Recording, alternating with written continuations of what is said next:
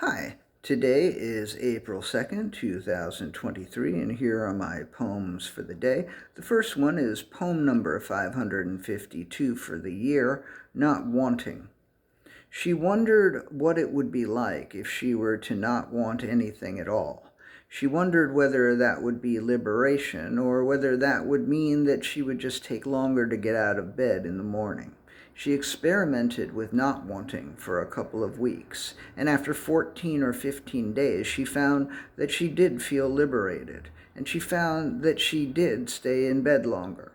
Then she found that she wanted to get out of bed earlier. Then she realized that she was no longer not wanting. Poem number 553, What Dan Said. I'm still thinking about what Dan said last night. It really rattled me, and I'm still a little rattled this morning. I don't want to attempt to mitigate the degree to which I am rattled by sharing what Dan said with you, partly because what Dan said might rattle you too, and I don't want to rattle you, but also because it might not rattle you, and if I were to tell you what Dan said and it didn't rattle you, that might rattle me even more than I am already rattled. So I think I will simply leave things where they are and keep what Dan said to myself. I think that is the best course of action with regard to what Dan said. I hope and fully expect that the degree to which I am rattled by what Dan said will diminish over time. And if it doesn't, then I guess I will have to come up with another course of action regarding what Dan said. Poem number 554, You Never Know. Ultimately, you never know. You can think that you know, or you can know that you don't know, but you just never know. It is usually better to know that you don't know than it is to think that you know when you don't. But sometimes it is better to not know that you don't know than it is to know that you don't. Sometimes you know when it is better not to know, and sometimes you don't know. Ultimately, though, you just never know. Poem number 555, Reignition. A note, I was puttering around on Instagram this morning and found a set of 8 prompts called April Poetry Prompts from a writer I follow named Stephanie Valenti. This poem was prompted by Stephanie's prompt number 1, Reignite Desire. So poem number 555, Reignition.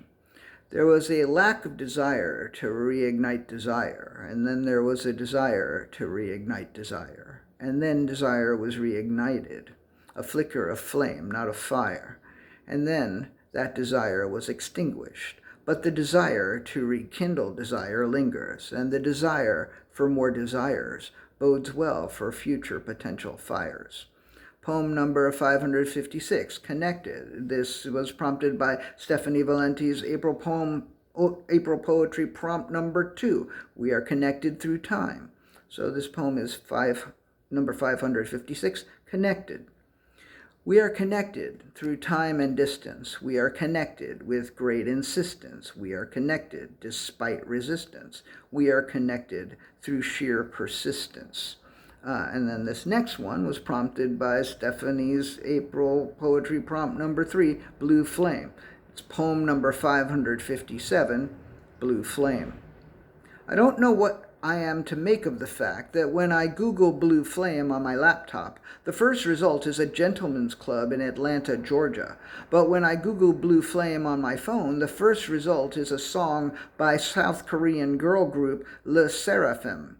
I don't know whether I will ever listen to the song, but I very much doubt I will ever go to the club. And the last poem for the day is poem number 558, Burn.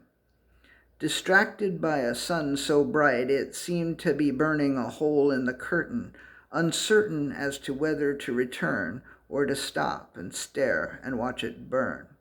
All right, that's it. Thank you again. I appreciate you. I truly appreciate you. Thank you.